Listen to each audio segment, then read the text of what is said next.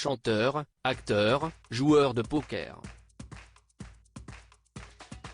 Patrick Bruel fait partie de ces artistes infatigables, qui multiplient les projets et les envies depuis plusieurs décennies et qui ne cessent de vouloir se réinventer.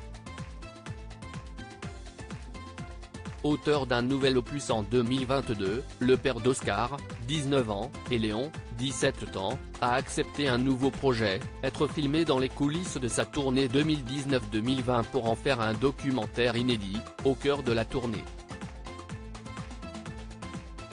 Un documentaire finalement diffusé le 21 mars prochain, et où l'on peut voir le chanteur dans sa vie quotidienne de tournée, parfois triste ou en colère que tout ne se passe pas toujours comme prévu lors de ses concerts.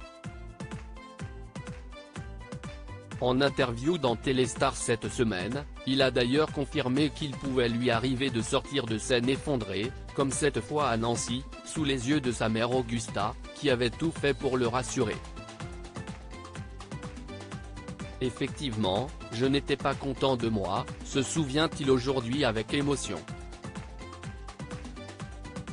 Ma mère était présente, elle me disait que le public ne s'était rendu compte de rien, que c'était bien.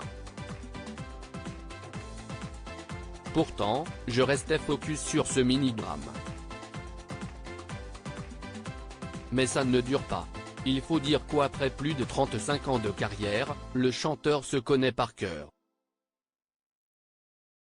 S'il estime à responsabilité si. Et c'est aussi que sa bienveillance peut parfois atteindre ses limites, même s'il ne sort jamais vraiment de ses gonds selon lui.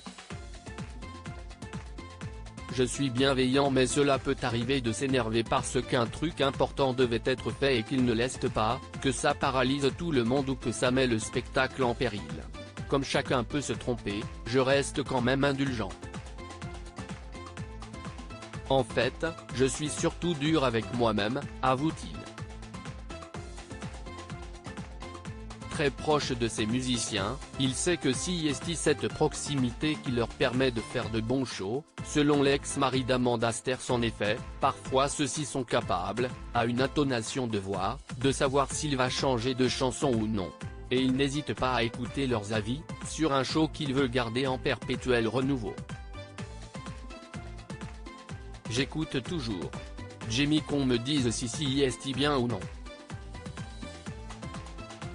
Mais je décide à la fin, parce que je ne veux en vouloir à personne.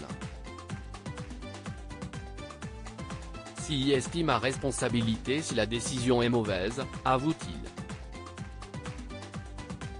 Un choix réfléchi.